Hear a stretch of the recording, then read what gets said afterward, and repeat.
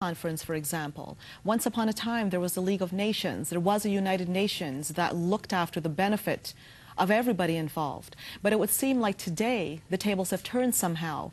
And even with the United Nations, there is an element of the OIC that has its own set of human rights in a declaration of the 1990s, where through the Islamic law, these rights were taken into consideration. So from the point of view of Israel presenting its case on its rights, is there any body today in existence that could honestly accept those rights and understand it and mediate between the Arabs and the Jews?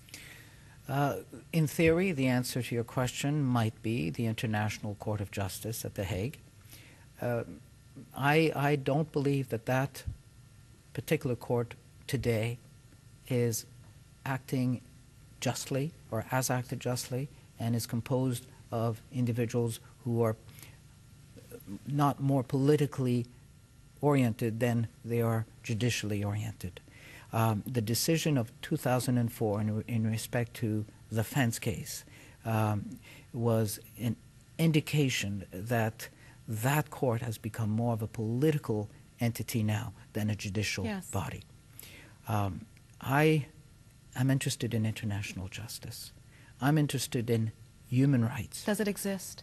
Well, when you see what's happening right now, and I want to give you an example of what I find so shameful and so discouraging.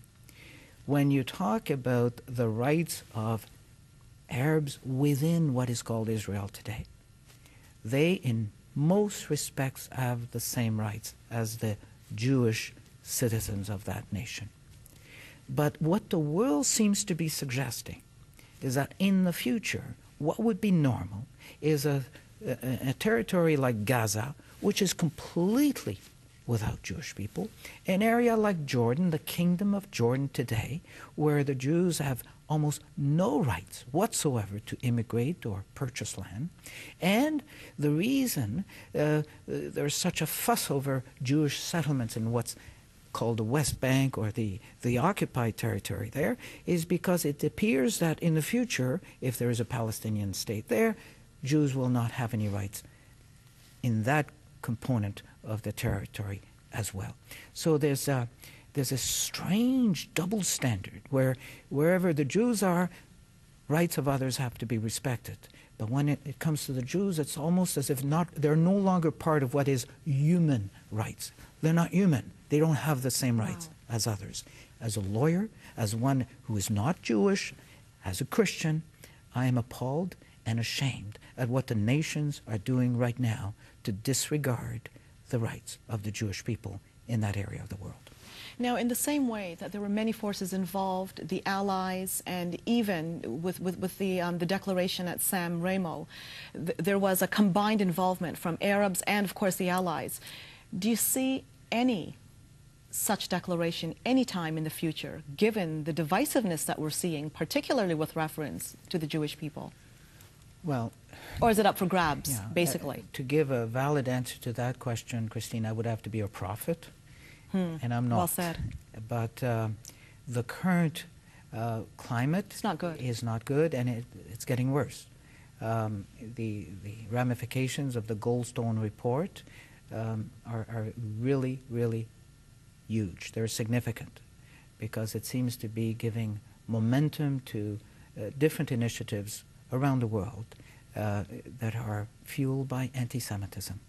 And so although one cannot say that there's no component of what the report in question deals with, it has to do with international justice. But there's no time to get into the details in that regard. But I'm very concerned about the current atmosphere, the current international mood, which is increasingly anti-Semitic. Now, it would seem that you've already answered this question, but based on a lot of the feedback we've had in the past, I don't think everybody realizes that the United Nations is no longer an entity that it once was. I'd like to know your opinion on that. Again, you're taking me very far away from my area of expertise. Into international law. Much has been written, much has been said about the role of the United Nations, the legitimacy of some of its actions, but I'm still one that believes that if we have a choice between no United Nations and this particular organization, it's better to have a place where people gather, negotiate, of course, and than not to have nothing. But again, there are huge concerns about the direction taken by the United Nations on different issues, not only in respect to what's happening in the Middle East, but that's another subject. Well, Dr. Gauthier, I want to commend you on making such a complex issue. Again, once again, look at this. Look at this huge document here, over 1,000 pages, and bringing it down to an hour for us. Thank you so much for joining me today. It was certainly an eye-opener. It's good to be with you. That's all the time we have. See you again next time. I'm Christine Williams, and from all of us, thank you for watching.